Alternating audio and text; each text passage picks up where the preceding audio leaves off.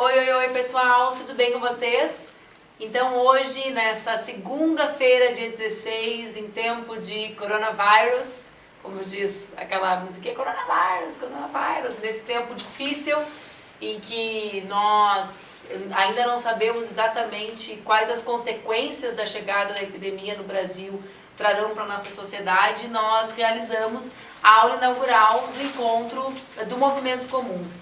Como vocês sabem, o nosso plano era que hoje nós estivéssemos nas 26 capitais e no Distrito Federal reunidos para que assistíssemos, junto com outros amigos, outros companheiros e companheiras que também se inscreveram no Movimento Comum, a esse primeiro encontro. Nós, de maneira absolutamente prudente, ainda no início da semana passada, cancelamos o nosso encontro presencial, porque nós sabemos que todos os encontros que puderem ser evitados presencialmente devem ser evitados para que a gente diminua a velocidade de reprodução, de disseminação, de contágio do coronavírus aqui no nosso país. Então, infelizmente, hoje nós estamos apenas virtualmente nos encontrando, vocês não estão uns encontrando as outras e aos outros como nós idealizamos, mas nós estamos dando a largada para esse movimento extraordinário que reuniu, que já cadastrou mais de 2.000 pessoas em todos os estados do país, 1.200 delas com a pretensão de concorrerem aos cargos de vereadora e de vereador no próximo pleito eleitoral. Então, para mim é uma grande alegria saber que 800 pessoas querem se somar nessa luta comum em defesa do Brasil e dos nossos direitos e de cidades mais humanas, mas também é uma alegria saber que 1.200 brasileiras e brasileiros de todos os estados toparam o desafio de concorrer a mandatos eletivos. Por quê? Porque as tribunas são espaços em que a nossa voz, em que a nossa denúncia alcança mais pessoas. Por isso, para a gente é muito importante esse momento de construção do programa do Movimento Comuns, junto com essas 2.000 pessoas, com esses 1.200 representantes ou porta-vozes durante o processo eleitoral das nossas ideias. Como vai funcionar ou como vai acontecer a preparação da nossa militância, da nossa galera nesse próximo período? Então, gente, a nossa ideia é que aconteçam 11 aulas, todas elas serão online, todas as segundas e quartas-feiras, às 19h30, e mais 2 encontros oficina, com toda essa galera que já se cadastrou. Então, repetindo, serão 11 encontros online, às segundas e quartas-feiras, às 19h30. E além desses 11 encontros, mais tomar uma aguinha, né, gente? Depois o pessoal fica falando que eu tô sem voz por aí, vamos tratar.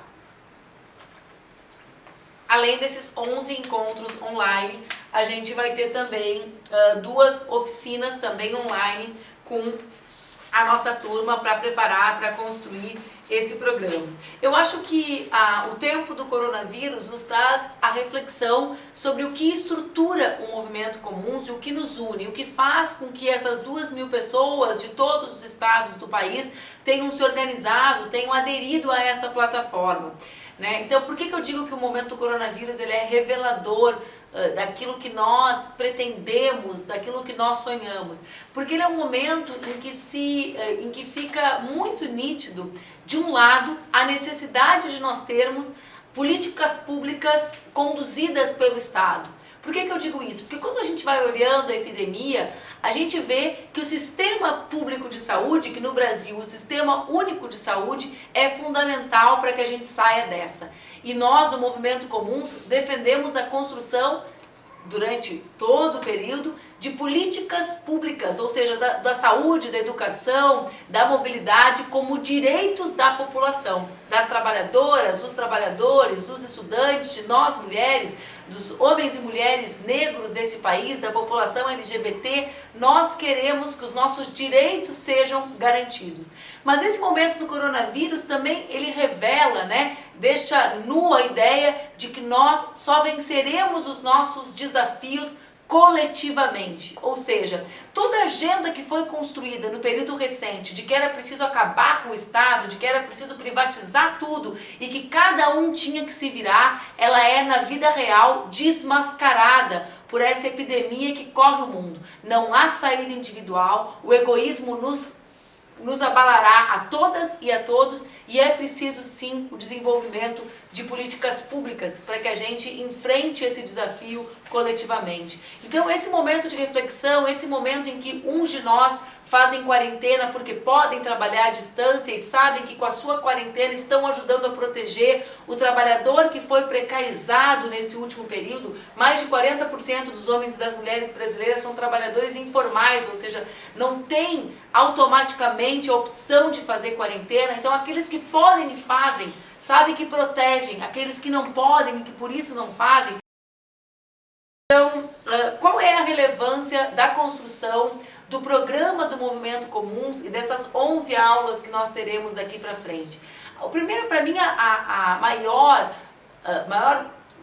o maior valor desse momento que nós vivemos ou que viveremos no próximo período, que são as eleições municipais, é a ideia de que a cidade é o espaço da realização dos nossos sonhos e da ideia da perspectiva da construção da nossa vida real. Nós vivemos na cidade. Todos os dias nós nos acordamos, pegamos o nosso ônibus, o nosso Uber, o nosso carro ou saímos caminhando num lugar de verdade. E esse lugar é a cidade. É nesse lugar que a gente vive todos os limites também impostos pelo poder público. Seja esse poder público o governo federal, o governo estadual ou o governo municipal. É nesse chão que a gente caminha, que a gente sente desde a calçada absolutamente irregular, quando a gente tem o nosso carrinho de bebê, ou quando vê a nossa avó com a bengala, ou o cadeirante com a sua cadeira de rodas. É nesse lugar que a gente vê o desemprego pegando por causa da ausência de políticas econômicas para enfrentar a desvalorização crescente do real.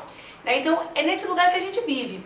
E se esse é o lugar que a gente vive os dilemas da crise econômica e política do nosso país, é também nesse lugar que se torna mais pulsante, mais vibrante a nossa condição de realizar sonhos, ou a necessidade de vislumbrar a possibilidade de realizar esses sonhos. Então, a disputa eleitoral municipal, eu sei porque eu fui vereadora aqui de Porto Alegre e fui 2 vezes já candidata a prefeita da nossa cidade, serei candidata pela 3ª vez à prefeitura de Porto Alegre. A disputa municipal é uma disputa absolutamente desafiadora e encantadora, porque aqui na cidade se vive o drama real e o ápice da possibilidade do sonho lado a lado com as pessoas que vivem no mesmo território que a gente, que entendem, né? Quer dizer, como a crise econômica atinge o Brasil, não é igual em tudo que é lugar. Nesse território, que é a cidade, é muito parecido para todos nós.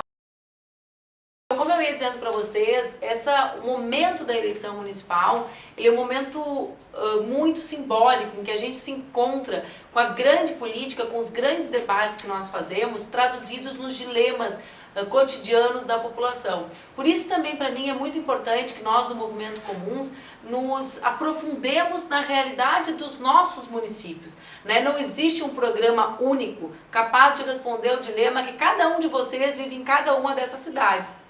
Mas há sim ideias gerais, uma espécie de plataforma comum do nosso movimento, né? Para mim, a primeiríssima diretriz, né, desse programa é a identificação que nós temos hoje um presidente absolutamente desconectado dos problemas reais da nossa população. A nossa população vive uma situação dramática relacionada ao trabalho, ao mundo do trabalho, a precarização desse trabalho, que acelera sobremaneira a necessidade desses trabalhadores e trabalhadoras se conectarem com a proteção social. Então, a escola, a saúde, a assistência social nos municípios não tem a mesma demanda que tinha antes do trabalho ser precarizado, né? Então, isso, né, vai na contramão.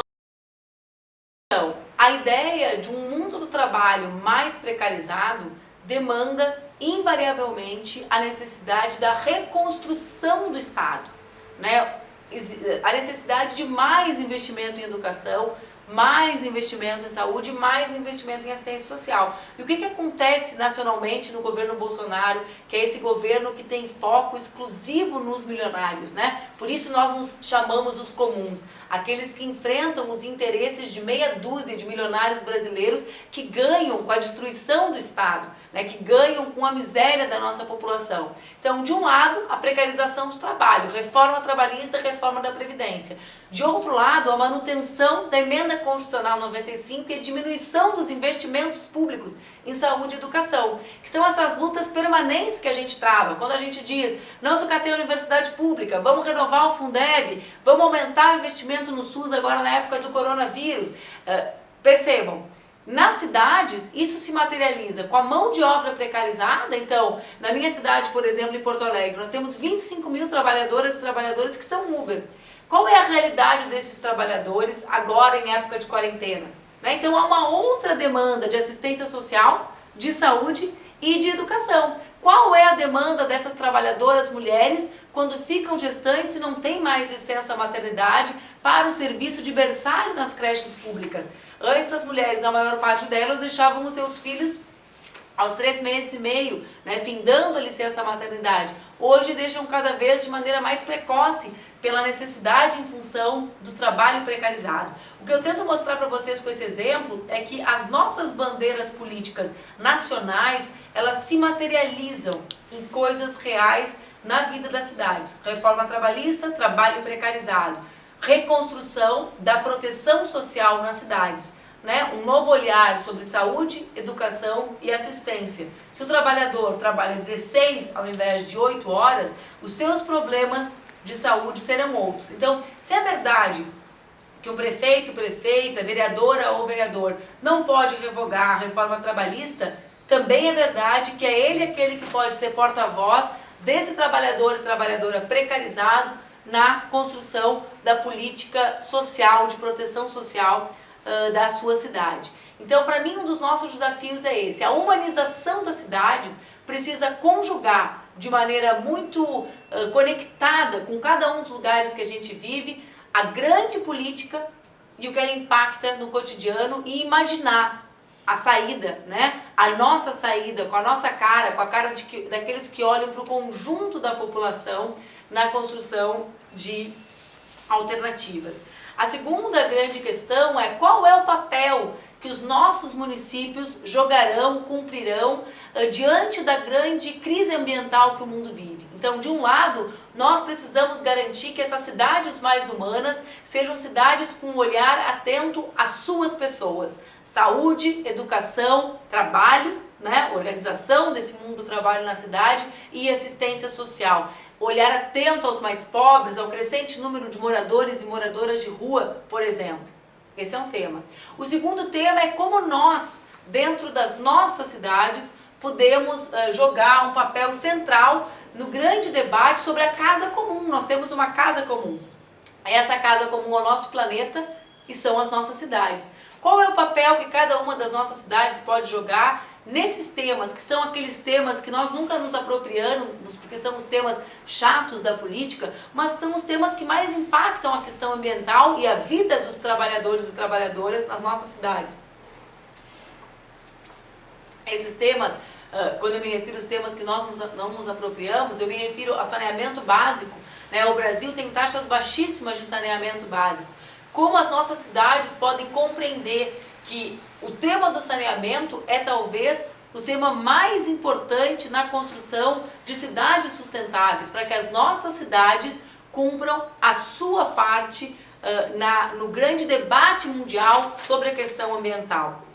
Outro tema relacionado a isso é o tema dos resíduos sólidos, como as nossas cidades podem ser cidades que se percebam cidades que poluam muito menos, desde a questão dos resíduos, ou seja, cidades que podem reciclar mais, garantindo assim trabalho e renda para essa parcela da população que vive situação de crescente miséria, de crescente empobrecimento, por nós não termos o olhar atento aos recicladoras e recicladores de resíduos sólidos nas nossas cidades. Eu estou usando exemplos para que vocês percebam que esse grande tema ambiental que no Brasil nos grita, por exemplo, quando o Bolsonaro invisibiliza as queimadas na Amazônia, esse tema não é um tema restrito à Amazônia, né? As nossas cidades vivem rotinas de não cuidado com o planeta e, portanto, nós precisamos estabelecer, desde os nossos municípios, a nossa parcela de responsabilidade na questão ambiental. Para mim, também nesse lugar reside o tema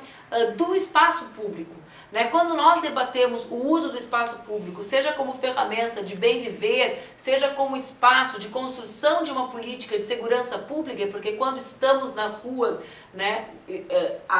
existe também uma perspectiva de segurança mais elaborada, mas também tem relação concreta com os nossos parques e praças, com a manutenção desses espaços como espaços coletivos, espaços em que nós possamos desfrutar da vida com mais qualidade. Existem dois outros temas que para mim são temas centrais da plataforma comum. Então, a proteção, que inclui educação, saúde, assistência, desenvolvimento econômico, trabalho e renda. A questão ambiental que nos joga para a ideia de como nós, as pessoas comuns, podemos ter um pacto a partir das nossas cidades para cuidar da nossa casa comum para o planeta Terra.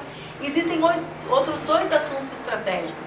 De um lado, a questão das políticas locais de enfrentamento ao tema da violência.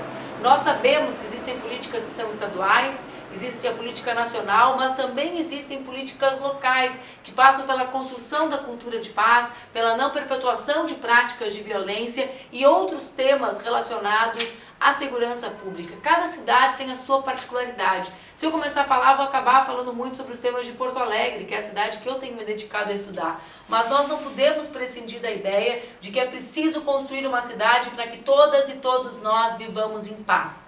Eu tenho certeza que quando eu falo que quero viver em paz, todo mundo entende ao que me refiro. Viver em paz significa para uma mulher andar na rua e não ser assediada. Viver em paz significa para uma mãe dormir e saber que o filho vai voltar para casa, que ele não vai ser executado. Viver em paz significa para um LGBT saber que não vai ser espancado na rua pela sua orientação sexual. Significa para um jovem negro saber que não vai ser abordado de forma truculenta pelas forças do Estado, simplesmente pela cor da sua pele. Viver em paz significa poder manobrar o seu carro, muitas vezes usado como carro para o próprio trabalho em função dos aplicativos, sem o medo de que uma arma seja colocada na sua cabeça. Então é possível construir saídas também locais, evidentemente emparcerados com os estados, para a questão da segurança pública. E o outro tema é o tema da mobilidade urbana. Outro tema central para a vida nas nossas cidades, sobretudo nas nossas médias e grandes cidades brasileiras. Para mim, aqui existe uma mudança de concepção que o Movimento Comum precisa apresentar no seu projeto eleitoral, nas suas campanhas, nessas 1.200 candidaturas a vereador e vereadora. E esse tema passa pela ideia de que o direito de se locomover, ou seja, o tema da mobilidade é um direito, como é a educação, como é a saúde, como é a alimentação. Nós não podemos tratar o tema da locomoção como um não direito, como algo restrito aos privilegiados. Por que é importante a mudança de concepção sobre o transporte público para as nossas cidades? Mais uma aguinha, né, gente? Por quê?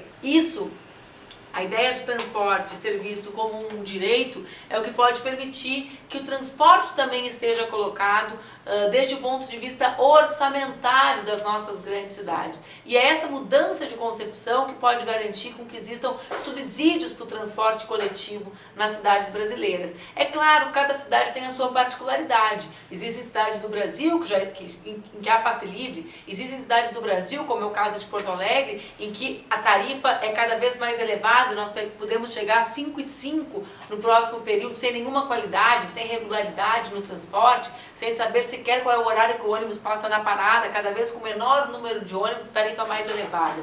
Mas existe algo que deve nos unir a todos, e é essa concepção: transporte é direito, e se é direito, cabe aos municípios, aos gestores municipais compreenderem assim também desde o ponto de vista orçamentário. Enfim, gente, eu dei algumas ideias gerais daquilo que na minha concepção pode tornar as nossas cidades mais humanas, e eu quero dizer para vocês que para mim, nos próximos dias, nós viveremos um grande teste de solidariedade. Há muito tempo eles nos dizem e martelam na cabeça dos homens e das mulheres do Brasil que se cada um cuidar de si, a sociedade vai ser boa para todos. Essa máxima que eles dizem, né? Não precisamos de Estado, ninguém precisa cuidar da gente, somos todos empreendedores das nossas vidas. A realidade não é essa. Nós vivemos um do lado do outro, mesmo que muitas vezes não conheçamos quem está na porta ao lado da nossa. Então, o teste, né, a vitória que nós devemos construir no Brasil de enfrentamento ao coronavírus é a vitória da solidariedade em detrimento ao egoísmo, a vitória das políticas públicas e do Sistema Único de Saúde, aqueles que sempre defenderam que não havia necessidade da existência disso. E eu tenho a certeza de que nós venceremos.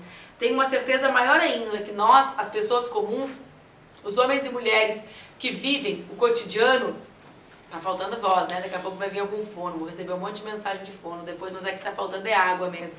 Mas que nós, as pessoas comuns, que vivemos o cotidiano das nossas cidades, nós somos a vacina para o vírus do egoísmo e da desumanização dos espaços públicos. É por isso que é tão importante que a gente se reúna no Movimento Comuns, que a gente se prepare essas nossas pré-candidaturas a vereadora e vereador, prepare esses militantes que querem se engajar de múltiplas formas nessas candidaturas para que a solidariedade vença o egoísmo, para que a gente possa construir no próximo período dias melhores para os homens e mulheres que vivem no Brasil.